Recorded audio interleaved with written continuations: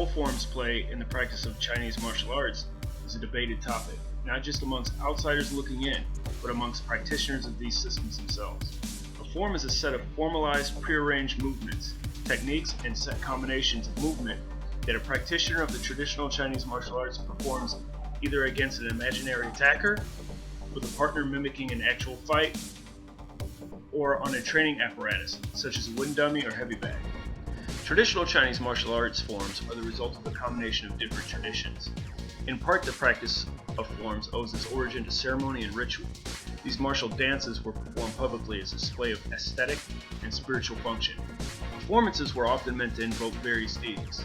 These performances weren't without practical function, however, and became a useful method of drilling for the military.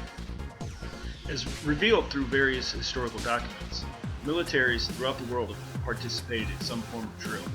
The primary goal of drill has been to prepare troops for battle by practicing procedures identical to the tactical maneuvers employed on the battlefield. Drill has enabled commanders to quickly move their forces from position to position, mass their forces into a battle formation that afforded maximum advantage, and maneuver those forces as conditions change. Tightly packed formations have been the preferred method of fighting throughout much of history. These tight formations of soldiers wielding polearms and blades called for the coordinated maneuvers among different lines. The practice of drill can instill a strong sense of teamwork among the unit, as well as teach and train the techniques of fighting necessary to be victorious in combat. The forms of the Choy foot system are a marriage of these two traditions.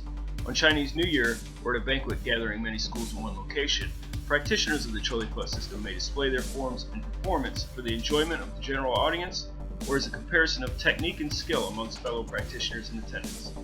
However, like the militaries of the past, the role of forms in the practice of the Choy foot system is meant to convey a series of concepts and strategies, as well as develop attributes that will help the practitioner prevail in a violent encounter.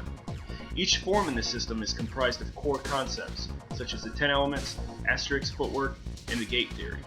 Each form builds and expands on the application of these core concepts, offering additional insight and strategies thought to be of importance to the form's creator. The forms in the Choy foot system differ according to the particular lineage a practitioner may be descended from. These differences can be attributed to many things.